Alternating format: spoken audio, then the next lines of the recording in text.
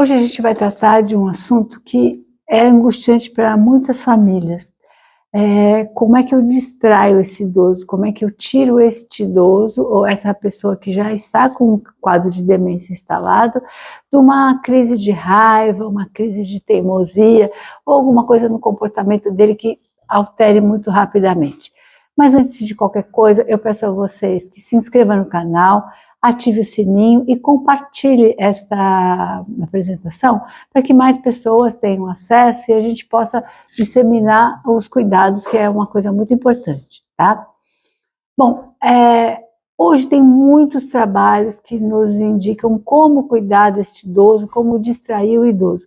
É muito comum que ele tenha crise de ansiedade, que ele tenha crise de raiva, que ele faça birra, porque a gente não pode esquecer que na cabeça dele, do idoso com demência, né, vamos nos fixar aqui no idoso com demência.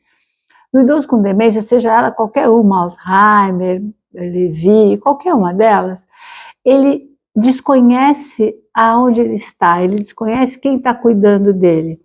Então hoje a Maria vai lá, cuida dele, ele se adapta muito bem com a Maria. Amanhã a Maria está lá de novo, mas ele não lembra mais quem é a Maria.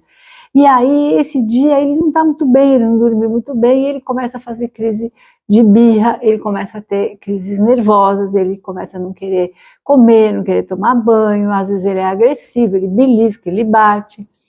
Mas eu queria explicar para vocês que tudo isso faz parte do comportamento da doença, tudo isso é uma questão de patologia. Então aquela pessoa que era uma pessoa muito centrada, ele era uma pessoa muito calma, de repente ele passa a ter crise de agressividade, ele passa a falar palavrão, ele passa a ter um comportamento que é muito diferente do que aquilo que os filhos, a esposa ou o marido estavam acostumados durante a vida toda. E aí nem sempre a família lida com isso com tranquilidade. Então, um cuidador externo, ele é mais treinado, ele sabe como é que ele vai lidar, como é que ele vai distrair nessas situações, e isso faz com que o processo fique muito mais tranquilo. Bom, hoje também tem trabalhos que indicam música. Todos nós, desde criança, temos uma memória afetiva com relação às músicas. Então, se usa muito, principalmente no Alzheimer, aquelas músicas que o idoso gostava na juventude, que gostava durante a vida dele ativa, e sempre colocar essas músicas, às vezes fazer com que ele dance, às vezes ele aceita dançar, conversar sobre os momentos que ele ouviu aquela música. Tudo isso remete a um passado gostoso, um passado que ele vai se lembrar e que se ele não lembra das cenas, afetivamente, lá dentro dele, emocionalmente, ele relembra e se acalma. Então, a terapia com música hoje é a mais importante, principalmente nos casos com Alzheimer, é ela que tem mais situação de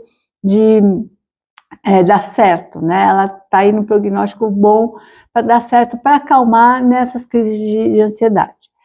Outra coisa importante da gente fazer é fotos.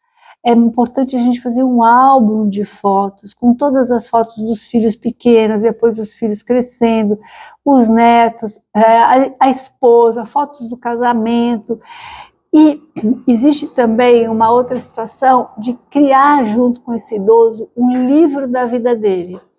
Então ele vai contando passagens, alguém vai escrevendo essas passagens, vai colocando essas fotos e ele vai através desse livro rememorando a vida dele, os momentos importantes, porque ele só vai lembrar mesmo dos momentos mais importantes. E aí numa situação em que ele está agitado, olha, seu fulano, vamos ver o livro? Vamos dar uma olhada? E aí ele começa a remeter também na questão do passado tranquilo, do passado que ele gosta, para ele conseguir levar isso adiante. Então, as terapias que têm mais impacto e que hoje funcionam melhor em pacientes com demência, principalmente aqueles pacientes com Alzheimer, são a terapia musical e a terapia de rememoração através das fotos.